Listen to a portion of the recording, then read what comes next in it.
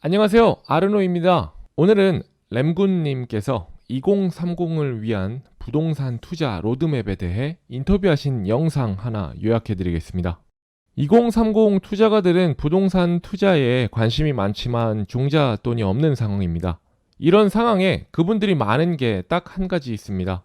리소스 중에서 가장 강력한 게 시간인데요. 바로 이 시간이 많습니다.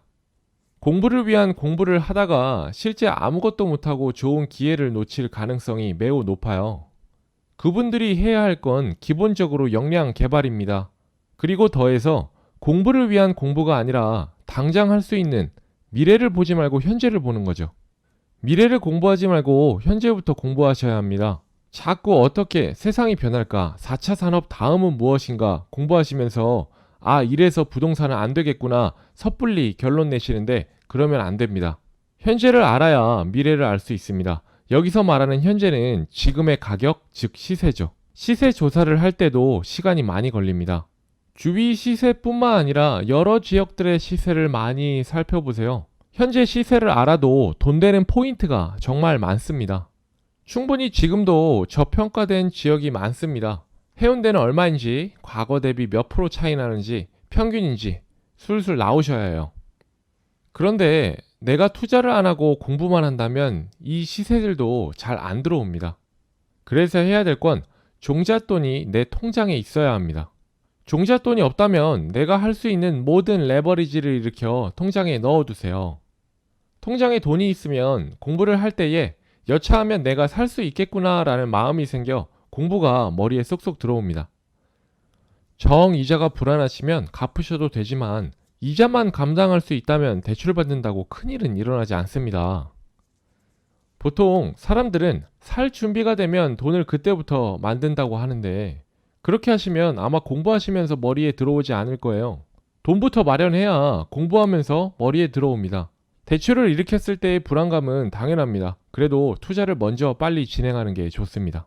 내가 잘 모르는 지역에 뭘 하나 사두면 그 지역의 전문가가 됩니다. 주위를 계속 보게 되거든요. 그래서 저는 선 투자 후 공부가 훨씬 효율적이라고 생각합니다. 어차피 초보자들은 1년 공부해도 투자를 못 하실 거예요.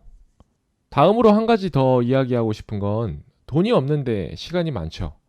여기서 문제가 발생할 수도 있어요. 시간이 많으면 자꾸 누구를 만나고 싶고 좋은 데 가고 싶고 이 시간을 어떻게 즐겁게 보낼 수 있을까 고민하게 돼요. 넷플릭스 보면서 시간을 보내고 등등 이런 게 있겠죠? 그런데 시간을 흘리다 보면 돈도 자연스레 흘립니다. 이런 시간을 없애버리세요. 저 같은 경우엔 주말에 임장 여행을 다녔어요. 평일 저녁에 술 먹고 할 수 있는데 일부러 안 만났어요. 대신에 제가 생각하는 돈 공부, 부동산 공부를 계속 했습니다. 그러면서 돈을 안 쓰게 된 거죠. 바로 선저축이 된 거예요. 이게 두 번째로 말씀드릴 선저축 후 지출입니다. 이게 굉장히 중요해요.